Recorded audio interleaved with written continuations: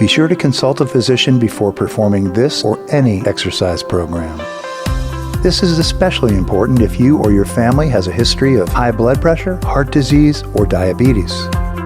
It is your responsibility to evaluate your own medical or physical condition and to determine whether to perform or adapt any of the exercises in this Focus on Fitness episode. The use of any information provided in this Focus on Fitness episode is solely at your own risk. If you start to feel any pain or discomfort while exercising, stop immediately and contact your doctor or healthcare professional.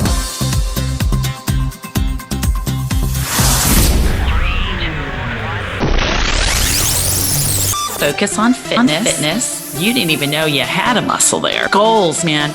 Goals. Love it. 15 seconds. You're doing great.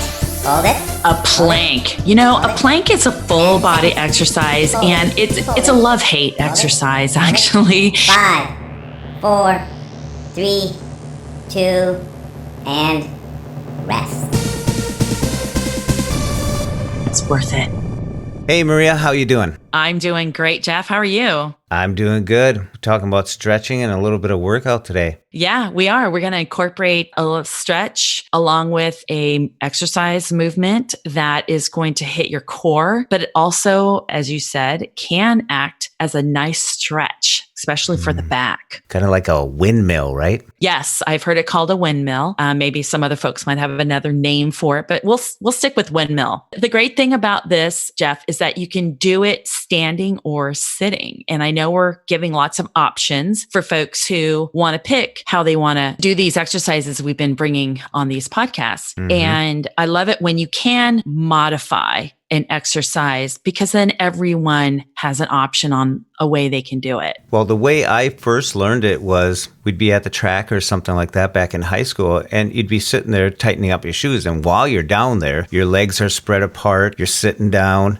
and you reach with your right hand out to your left toe. And then you come back and then you do the opposite, your left hand to your right toe. Like you said, when you're standing, it's arms straight out and then you're going to bend at the waist and reach down. Kind of a windmill shape. I can see where they get that name. Yeah. And you're just going from right to left, kind of continuous movement as slow as you want to. I don't recommend going too fast because you can pull something or you might get dizzy, especially standing. But starting off with maybe just the sitting version of it, you're sitting in a chair or on the couch and your knees are bent and you tip at the waist. Like you said, Jeff, you take your right hand toward your left foot, your left hand towards your right foot, and you alternate right, left, right, left. But even when you're just sitting in front of the TV, just spread the legs out a little bit and reach down towards that left foot with your right hand and come back and sit straight up again and then do it again to the right side. I'm tempting to do this right now, but I want to stay on the microphone. And even in the standing position, like I said before, it's a nice stretching exercise from fingertip to toe. I like doing it. And then you can alternate it. And you told me about lifting your leg up and reaching that way. Yeah. If you're sitting, when you go to reach your right hand to the left foot, well, instead, why don't you bring your left foot up so that your leg is parallel to the floor and twist and reach your right hand to your left foot. Now, you don't have to touch it. Obviously, just aim for it. Put the leg down, lift up your right leg, take your left hand, reach towards your right foot. Again, put the leg down and then simply alternate right and left, right and left. And obviously standing, that would be kind of difficult. Keep in mind that you don't have to touch your toes. Okay. You don't have to touch your toes if you can't touch your toes. Okay. So don't force that. Is this from a standing position? It could be any position. I mean, because some folks, even sitting, they can't reach their toes because they're just not flexible enough. So you're just shortening up the distance for people to reach. Yeah. As I say in class, you're aiming for that foot. Just aim for it. Again, we want folks to be successful, right? So some people just don't have that flexibility. So you just want to aim for the foot. If you can touch it, fantastic. But if you can't, again, just do the best that you can, not forcing it, because again, we don't want any injuries, but you're at least getting the twist in your waistline, which is working your core, and you're getting some stretch in your back. Again, that's either sitting or standing, but you don't have to touch your toes. Just think in your mind that you're just aiming towards it. And that's the modification that you're talking about. Yeah. We always want to throw in those modifications because, well, kind of going back, a minute for a story, Jeff. Well, so kind of going back to when I first started getting into fitness, and I was not in the best shape, to put it lightly. When I was going to the gym, and this is before my vision loss, but there's a point here, Jeff, so I'll get to it. I would go to the gym and I would go to classes. The classes I was going to were great, but the instructors never gave modifications. And I remember feeling like the big loser in the back of the room because I couldn't keep up with what everyone else was doing, because no one told me I could also do this, or I could do that, or I didn't have to do this that far. Whatever it was, I felt I had to keep up with the rest of the people who had been doing this class forever. And I was so discouraged. I think I went to 2 classes and never went back because I felt like I'm just too out of shape. I can't do it. So now as a fitness instructor, I'm constantly giving modifications because no matter what shape or size or age someone is in, I want them to be able to do what they can and walk out of my class or complete your day feeling like you got something done and you did it the best way you could and you were successful at it. That's what I always want my class to leave feeling. And, that's what I want the folks to have after listening to one of these episodes, is to take away that idea and do it the way they can do it the best, of course, safely, and feel good about it. And that's what keeps people continuing. That's what keeps people coming back or keep doing whatever their exercise they're bringing into their daily routine. Because if it's too hard, they can't do it, they're not going to do it. Mm-mm. Yeah, modifications are the perfect way of doing something that you haven't done for a long time or have never done, but you get to sample it, you get to try it, whether you're doing push-ups from your knee position or from your toe position, or if you're just doing crunches instead of a full sit-up. I think crunches are just as good, and it is a modification of a sit-up. Yes, exactly. And we do emphasize those modifications in all of the things we've been talking about. Yeah, we've talked about reaching the hands to the toes. If you're just standing there with your feet underneath your shoulders, straight forward, and if you bring your hands above your head, can you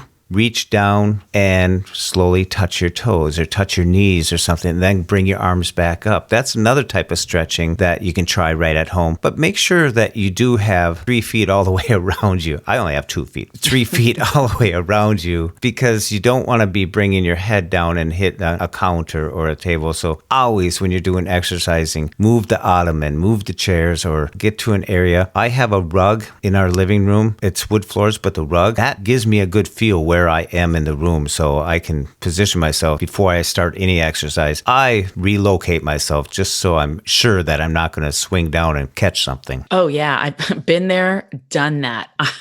I have smacked my head on a chair or on an end of a table. Because I just didn't see it, obviously. And, I do have an area in my house. I move the coffee table over just a smidge, and that gives me enough room on a wood floor. And the stretching part of this windmill can be so good on the back, the glutes, and the hamstrings. When you're down towards that foot, again, you may just have your hands down above your knee or maybe more towards your shin, your calf. That stretch is really, really good. So it's kind of a 2-for-1 with these windmills. Is if you do them slowly, they are more of a stretch. But if you do them a little bit quicker, they become more of a exercise, a cardio exercise. Again, you can pick your in-between, anywhere in between there. If that works for you, then that's what works for you. Not everyone is a pro, and we don't expect everyone to be a pro when they're listening to this. This is just to give you an idea. When we're talking about a windmill, or when we're talking about a squat or a push-up or a sit-up of some sort, whatever it is, we're just trying to paint a picture for you, give you an idea of what it is, so you can possibly try it a couple times to see if it fits your style of fitness that you want to work on or exercise that you want to do, and then offer you modifications so you might be able to try something. But the main idea is get out and try something. And some of these terms that Maria, of course, is suggesting here, these names and terminal windmills and squats and sumos and all this stuff, that is some of the language you'll be hearing if you get a DVD or if you get a book or something and they're talking about it. So we're just trying to give you some ideas of stuff to try at home to enlighten you to some of the terminology that may be used at a club too. Absolutely. Absolutely. Knowledge is power. And again, feeding folks little bits of information like we're doing is giving folks knowledge to empower them to start moving. So I'm hoping that's what you're doing out there. I hope you're moving and you'll feel better for it. For sure. For sure. Well, Maria, why don't you tell the listeners where they can find Maria Johnson, aka Girl Gone Blind, on social network? Thanks, Jeff. As you said, I do write a blog, and my blog is called Girl Gone Blind, and you can find it at girlgoneblind.com. You can find me on Facebook at Girl Gone Blind and on Twitter at girl_gone_blind. Be sure to consult a physician before performing this or any exercise program. The use of any information provided in this Focus on Fitness episode is solely at your own risk. If you start to feel any pain or discomfort while exercising, stop immediately and contact your doctor or healthcare professional. Stay tuned for more episodes of Focus on Fitness right here on Blind Abilities. And remember to enable the Blind Abilities skill on your Amazon device just by saying Enable Blind Abilities. And most importantly, thank you for listening. We hope you enjoyed. And until next time, bye-bye.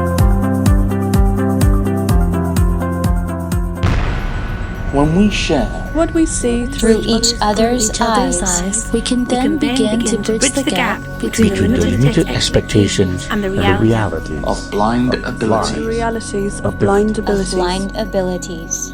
For more podcasts with a blindness perspective, check us out on the web at www.blindabilities.com, on Twitter at blindabilities. Download our app from the App Store, blindabilities, that's 2 words, or send us an email at info@blindabilities.com. Thanks for listening.